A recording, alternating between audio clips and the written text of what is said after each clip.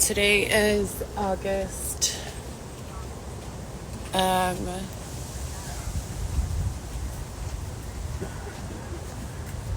shoot, let me fix my settings. August 10th. Xavier's birthday is tomorrow. My daughter's birthday is in 2 weeks. Happy birthday to Xavier and my daughter, preemptively. Hold on, you guys. I'm connected to my backup device. I need to connect to my iPhone.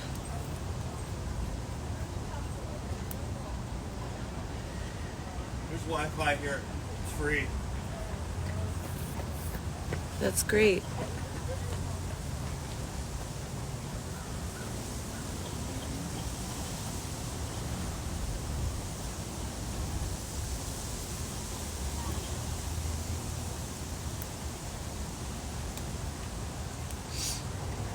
Disconnect.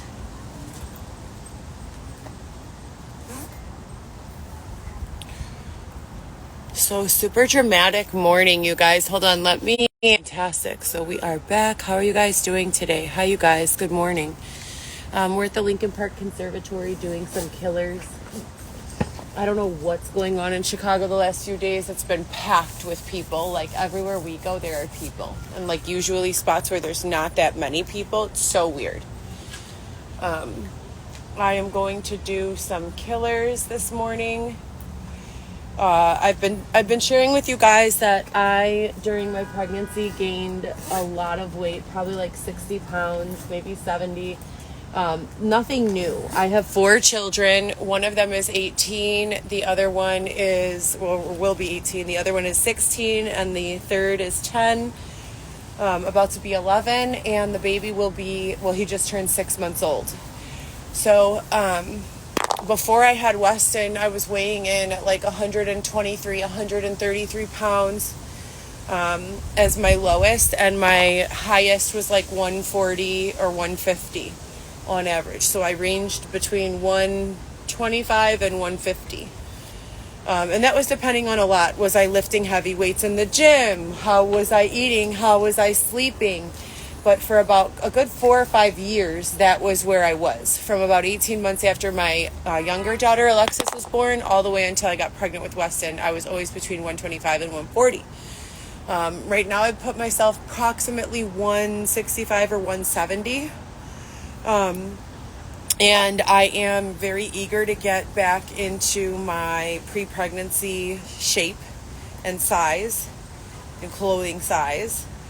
I refuse to buy like jeans or clothes or even try on for any size over like a 6. I've tried on 8s that were given to me for free through donation. And they fit right now. So I really want to get back to my happy size where I feel healthy and light and like I can move freely. And that is definitely going to be a size 4 to 6. 4 in dress, 6 in pants, usually long. That's my target. That's my happy, healthy weight. And I'm 5'9" for perspective. I do have a background in healthcare as well as fitness. And I have done private personal training, and I've also worked for Export and LA Fitness. So besides that, I've done ISSA, NCCPT, and NASM for training for fitness. And I've completed all of those courses and tested out of ISSA as well as NCCPT, never NASM. So I have a lot of knowledge and I know what works. For me as a weightlifter who's not currently in the gym, I do a lot of really high amounts of cardio. So I'm doing approximately 60 miles of bicycling or walking or, some other sort of, intensive cardio or low impact cardio, depending on the day. Just something that gets my heart rate into a zone of 2. That's the ideal heart rate for maximum fat burning while not burning away your muscle is heart rate zone 2. So the best way to go about this, and I've done this before, I was my own personal trainer for a good year. I had a private personal trainer for about 6 weeks after my daughter was born. And then I hired a prep coach for MPC who helped me with my nutrition and my dieting. And then I kind of took it from there. and I did fantastic on my own. And that's when I decided to be a personal trainer. So besides my healthcare background, I also have fitness and personal training. And so I'm doing this myself, and I'm excited to share my journey. Like I said, I'm still breastfeeding, and I'm 6 months postpartum. So I'm not putting myself on the extreme diet regimen that I put myself on when I was trying to prep or entering a prep season for the NPC. I'm not doing that. I'm eating what I can. I'm in a situation of homelessness right now where we're living in a shelter, and praying to God that we find some sort of employment sooner than later. It's terrible. I would not wish this situation on anyone. I think that no one should be permitted or forced to live in this sort of setting. It's incredibly oppressive, very abusive, incredibly dramatic. The people there seem to spend their time doing a lot of gossiping about each other and worrying and living in stress. It's just not a good environment for anyone. And I believe that the model should be, when a person is homeless, the first thing they should do is go to the ER, because housing is health care. From the ER, they should be assessed for one of numerous things. Do they have a drug problem that led to their homelessness? Do they have a mental health problem that led to their homelessness? Do they have a domestic abuse problem that led to their homelessness? Do they have a poverty problem that led to their homelessness? Or none of the above? You put people into one of those 5 categories, and then once you put people into those categories, you can better assess their individual needs and assess the situation, and then assign them a living situation that will help them with whatever is keeping them homeless. So to be honest with you guys, the fact that I'm no genius and I've been able to figure this out and kind of solve this, it makes me feel as though people kind of want, to keep homelessness as an issue.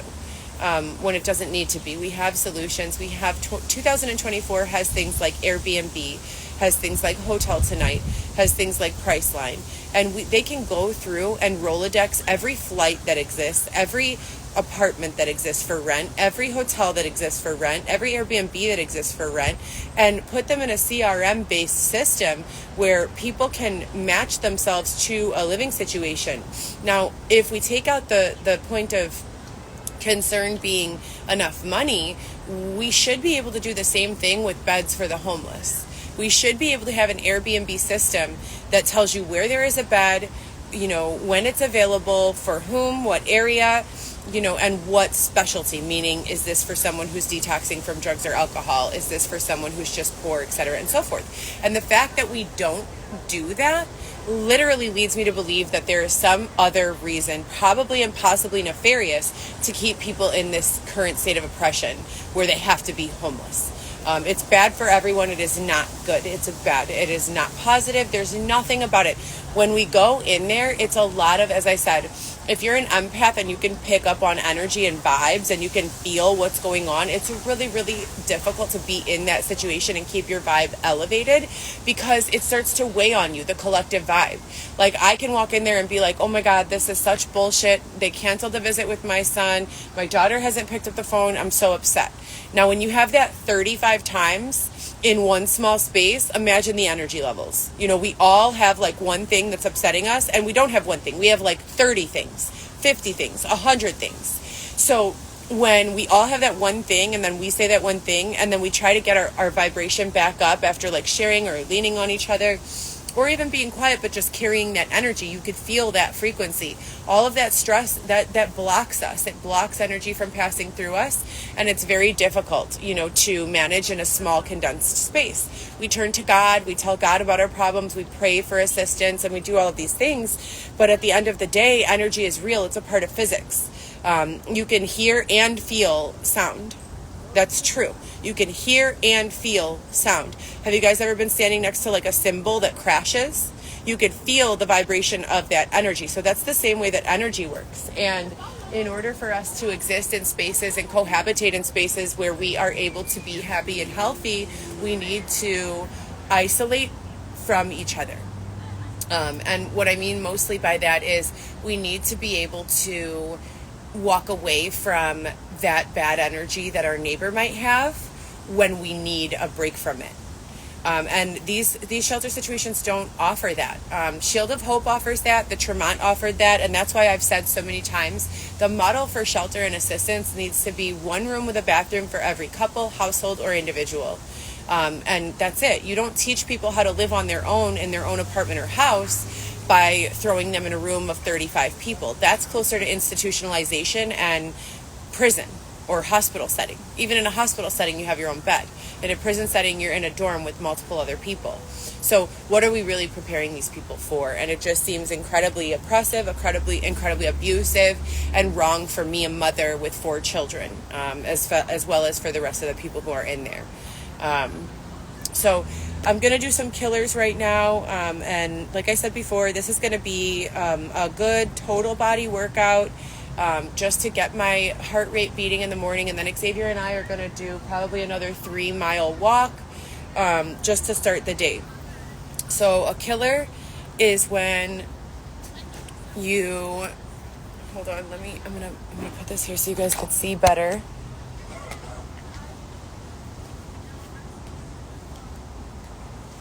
A killer is going to be a tiptoe, a jump where you spread your legs, a jump where you jump straight up where you spread your legs and open your arms, a jumping jack, and then back down. A jump where you spread your legs and put your arms up, and then a jump where you just spread your legs, and then a jump straight up, and then on your tiptoes. They open up at 10. Oh, at 10? Yeah. Oh, shoot. Yeah. The door should be open, right? I thought they opened at 9, but yeah, it's 10. So I'm going to do a set of those, and when I say I'm doing 6, it means up to 6 and then back down from 6. If I'm doing 10, it's up to 10 and then back down from 10. Usually I like to do 3 sets, and I'll start at like 3 consecutive numbers, 5, 6, and 7.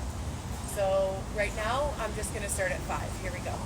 1, 2, 3, 4, 5. 1, 2, 3, 4, 5. 1, 2, 3, 4, 5. 1, 2, 3, 4, 5. 1, 2, 3, 4, 5. 1, 2, 3, 4, 5. 2, 3, 4.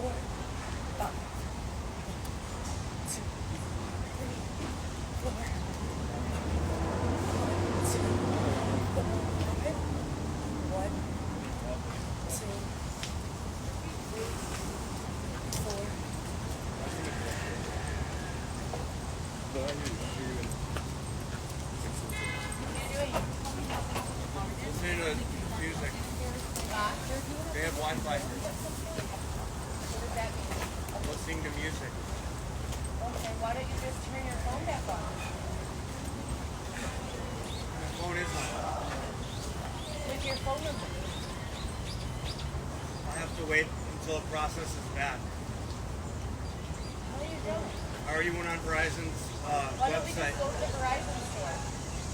No, I have to have the pass, the ID pass. Sorry guys, Xavier's like, someone stole his phone. I think I told you guys about this. And he just got to replace it, but he hasn't been able to hook it back up to his SIM.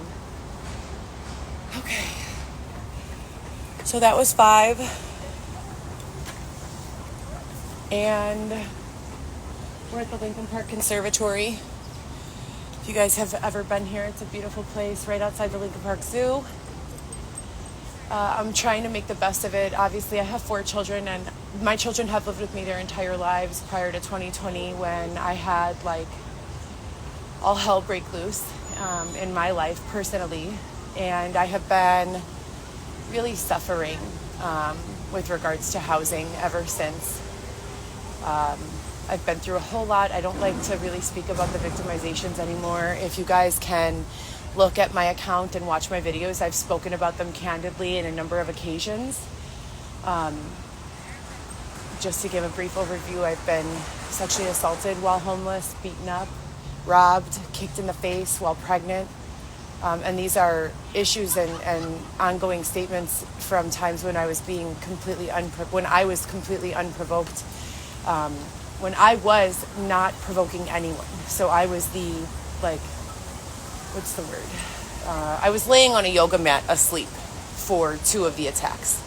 A third attack, I was asleep on the train. So 3 times that I've been physically assaulted, it's been while I was asleep. So you know that means that I was not provoking anyone in any way, shape, or form. So it's very sad that we live in this type of society where a woman, a single mother of 4 children, meaning single as I'm just one person, could be beaten, robbed, raped, abused, call law enforcement for assistance, have them not do anything, go to the other authorities, have them not do anything. And Xavier said that his brother was the district attorney, and that he was going to help me, and that they were taking me to a safe house. We spent about a month there, and then they told Xavier and I both that we needed to go. So no assistance has been provided up until today, which makes me believe that there's a larger issue. And to fill my time, I spend my time checking on my children, working out, doing activities that I would do with my children. So going to the zoo, taking walks, going to the beach, applying for jobs, building my business or my brand.